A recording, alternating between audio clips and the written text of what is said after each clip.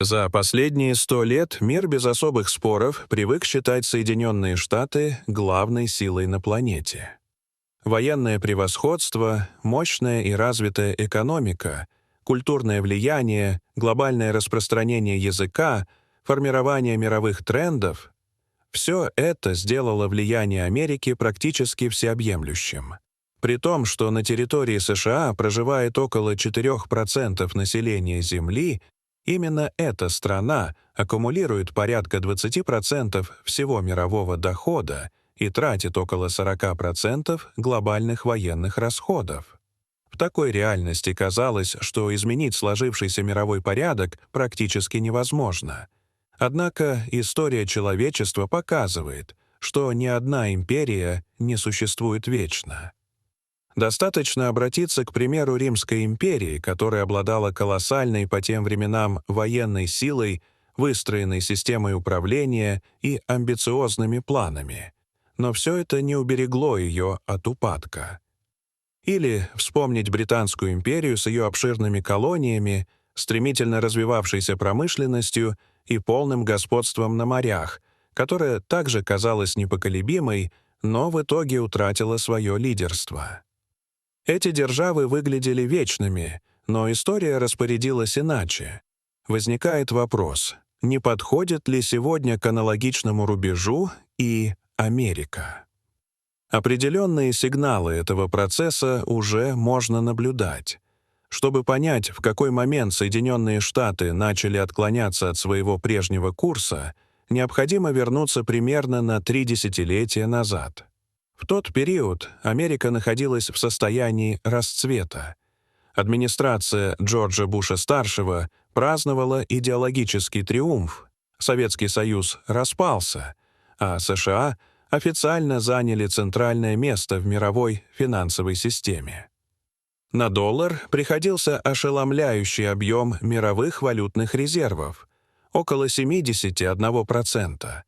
Американская модель демократии и капитализма активно распространялась по всему миру, и даже Россия начала отказываться от коммунистической идеологии в пользу рыночных принципов. Именно в этот момент американскими экономическими идеями начинает пользоваться государство, от которого практически никто не ожидал нового экономического рывка. Речь идет о Китае. В 90-е годы китайская экономика демонстрирует стремительный рост, превышающий 9% в год, миллионы людей выходят из крайней нищеты. На первом этапе Китай делает ставку на простое производство и сельское хозяйство. Затем начинается массовый переезд населения в города, поскольку стремительно растущим заводам и фабрикам требуются рабочие руки. Постепенно страна начинает производить практически все, что только можно представить, от сложной электроники до самых простых товаров повседневного спроса. Дешево, быстро и в гигантских масштабах. Логичным итогом этого процесса становится вступление Китая во Всемирную торговую организацию в 2000 году. Тогдашний президент США Билл Клинтон воспринимал это событие как очередное подтверждение победы американской идеологии, считая, что еще одна страна приняла преимущество рыночной экономики.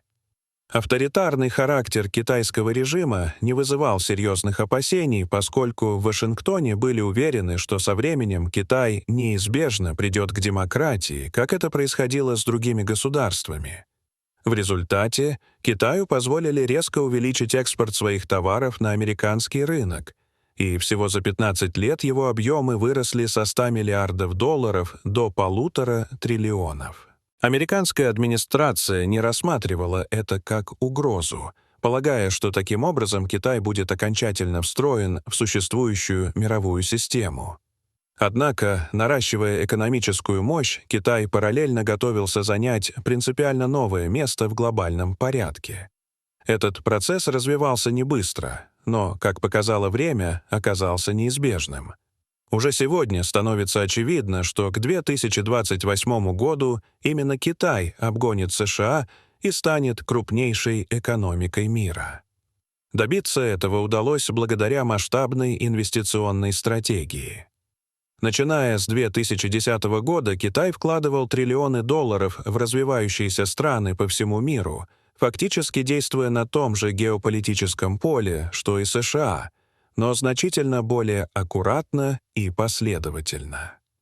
В то время как американское руководство все больше было вынуждено концентрироваться на внутренних проблемах, прежде всего на стремительно растущем государственном долге, выплаты по которому поглощают огромную часть бюджета.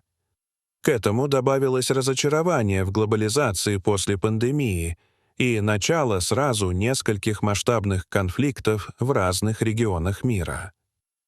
Именно на глобализацию Соединенные Штаты делали ключевую ставку на протяжении десятилетий.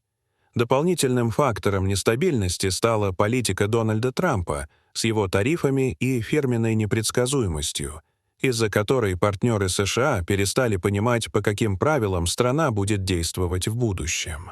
Доверие к Америке, формировавшееся десятилетиями, начало стремительно снижаться.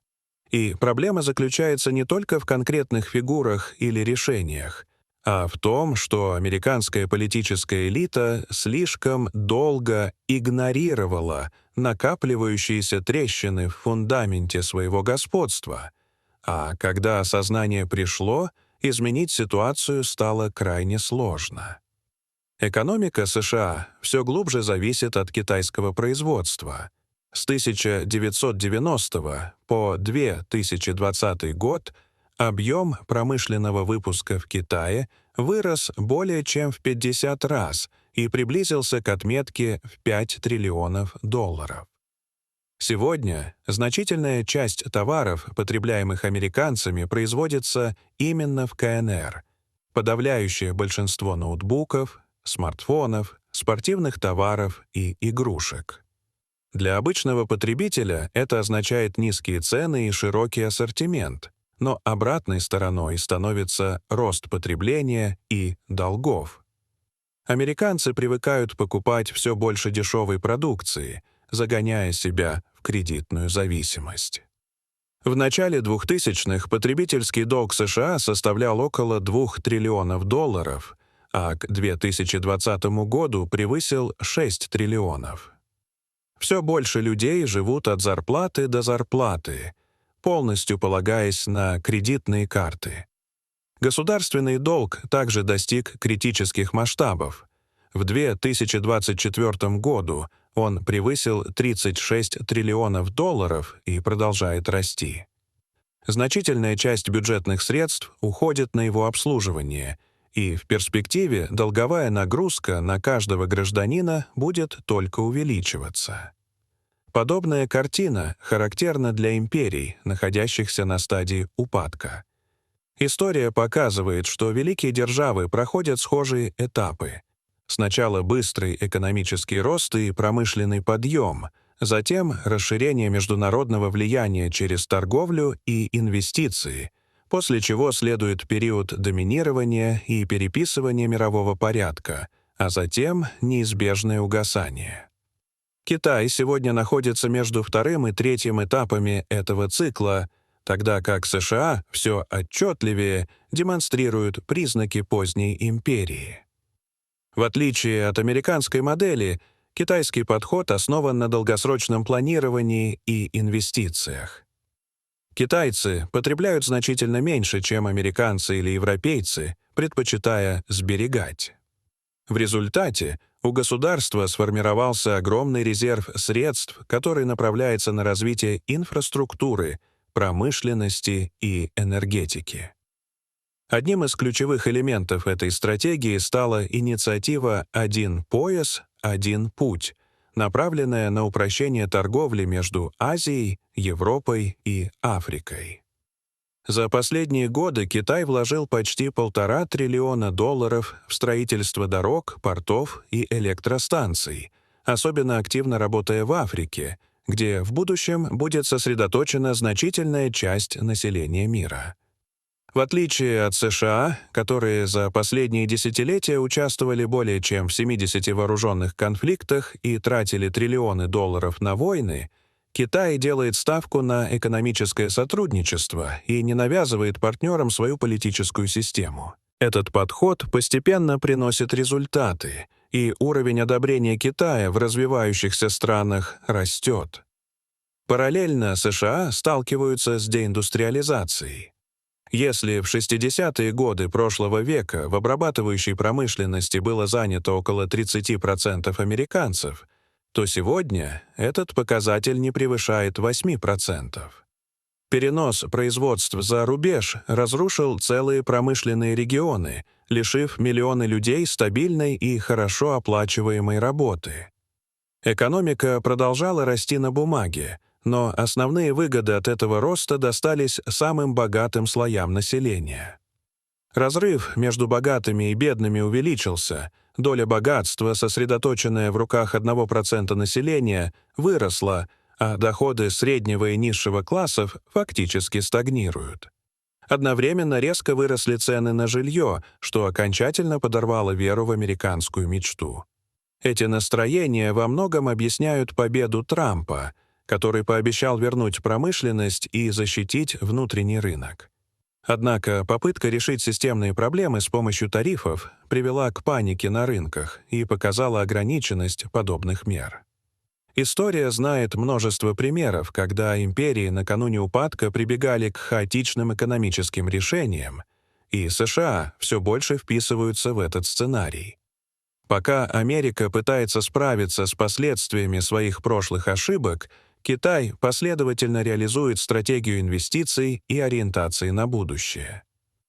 Все это создает ощущение, что наступление века Китая — это не просто гипотеза, а все более вероятный и, возможно, неизбежный исход. Дорогие зрители, что вы думаете об этой истории?